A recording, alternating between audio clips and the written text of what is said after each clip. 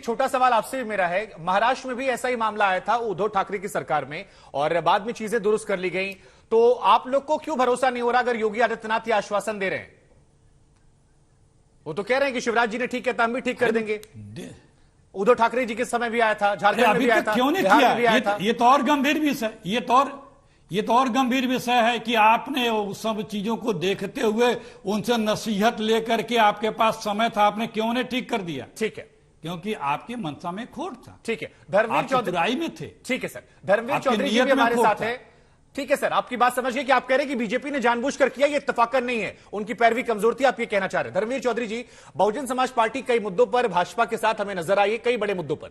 यहां पर आप लोग मुखर होकर कह रहे हैं, मायावती जी के हम ट्वीट्स देख रहे थे, क्यों आप लोग भरोसा नहीं कर पा रहे योगी आदित्यनाथ के बयान पर, जब वो बार बार कह रहे हैं, उनकी सरकार के मंत्री कह रहे हैं, शलभमणि त्रिपाठी कह रहे हैं कि हम चीजें दुरुस्त कर देंगे? शुभांकर जी, देखिए, आपने कहा कि बीएसपी भाजपा के साथ आती है कई मुद्दों पर, हम कभी भाजपा के साथ नहीं जाते हैं। देश हित के जो मुद्दे होते हैं वो आदरणीय बहन कुमारी मायावती जी जरूर उनका समर्थन करती हैं, चाहे वो धनखड़ साहब का चुनाव हो और चाहे धारा 370 हो। अब मैं आता हूं आपके इस मूल मुद्दे पर।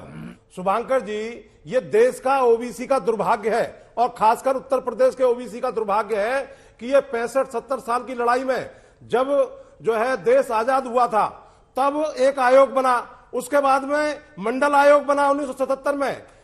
65% की आबादी है देश में ओबीसी की, लेकिन काका कालेकर आयोग, मंडल आयोग सब रद्दी की टोकरी में चले गए। जब आदरणीय बहन कुमारी मायावती जी, मान्यवर काशीराम साहब और देवीलाल जी के सहयोग से ये मंडल आयोग की सिफारिशें लागू हुई, 65% को कितना मिला? 27%। और उस 27% में भी जब इंदिरा साहनी केस आया तो उसमें क्रीमी लेयर लागू हो गई। और आज 10 मई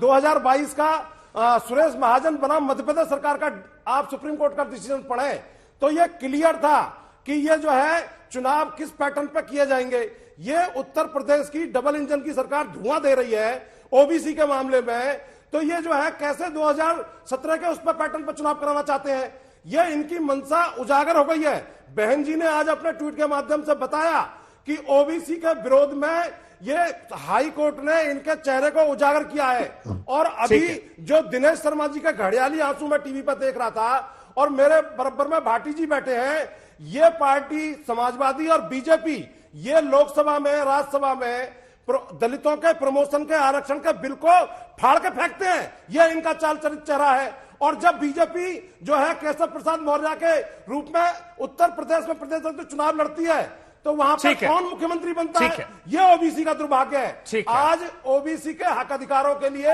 ये दोनों पार्टियां घड़ियाली आंसू बहा रही हैं, शुभंकर जी, और ओबीसी के लोग इसको देख रहे हैं और इसका जवाब चुनाव में बीजेपी को करारा जवाब मिलेगा। ठीक है, हल्ला बोल में आपने हल्ला बोल के सवाल पूछ लिया। मैं शलभ जी, आपके पास आपके लिए बहुत सारे सवाल हैं, लेकिन एक बार मैं एक और मेहमान है अरुण राजभर जी, उनको भी शामिल कर लूं। अरुण राजभर जी, मैंने ओम प्रकाश राजभर जी का इंटरव्यू किया, मुझे कम से कम समझ नहीं आया कि वो किस पाले में थे, क्योंकि वो अखिलेश जी का बार बार नाम ले रहे थे। एक बार आप पहले स्पष्ट कर दीजिए कि इस पूरे प्रकरण में आपको किस पर भरोसा है, योगी जी पर भरोसा है या सपा जो कह रही है उस पर भरोसा है? देखिए, नगर निकाय के लिए जो हाईकोर्ट ने फैसला दिया है, सपा और बसपा के कुकृत्यों की ही वजह से आज ओबीसी समाज भुगत रहा है।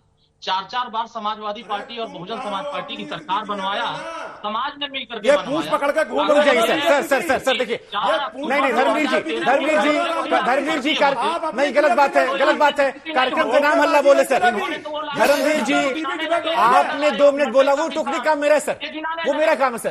आपने नहीं धर्मवीर जी याद तय नहीं करेंगे, आप मेरे मेहमान हैं, मैं आपसे रिक्वेस्ट कर रहा हूं सर, आपका सम्मान, आपको मैंने 2 मिनट बोलने दिया, किसी धर्मवीर जी देखिए, मुद्दा भटक जाएगा, समय बर्बाद हो रहा है, दर्शक का समय जरूरी है। कि नगर निकाय चुनाव में ओबीसी आरक्षण को हाईकोर्ट कह रहा है कि समाप्त होगा, लेकिन सुहेल देव भारतीय समाज पार्टी इसको समाप्त नहीं होने देगी। सुप्रीम कोर्ट का भी दरवाजा खटखटाना होगा। अब अरुण राजभर, क्या जो बाकी पार्टियां आरोप लगा रही हैं कि योगी सरकार की दलीलें कमजोर थी, आपकी पार्टी में इत्तेफाक रखती है? ये सरकार के अधिकारियों की कमजोरी थी, सरकार के, यानी सरकारी कमजोरी नहीं थी। ठीक है, आपका पॉलिटिकल मूव जो है समझ में आ रहा है। अच्छा, इसके पीछे कहीं वो वजह तो नहीं है कि जो ओम प्रकाश राजभर जी के पोस्टर लगवा दिए गए हैं, समाजवादी दफ्तर के बाहर की एंट्री बैन है? देखिए, समाजवादी पार्टी तो बौखलाई है, सुहेलदेव भारतीय समाज पार्टी की बढ़ती लोकप्रियता से तो घबराई है। ठीक है। उनके पास कोई मुद्दा ठीक नहीं है, है, ठीक है इस सर। पे सब नफरत कर रहे हैं। ठीक है, उत्तर प्रदेश चलो मणि, ठीक है सर, आपकी बात समझ गए।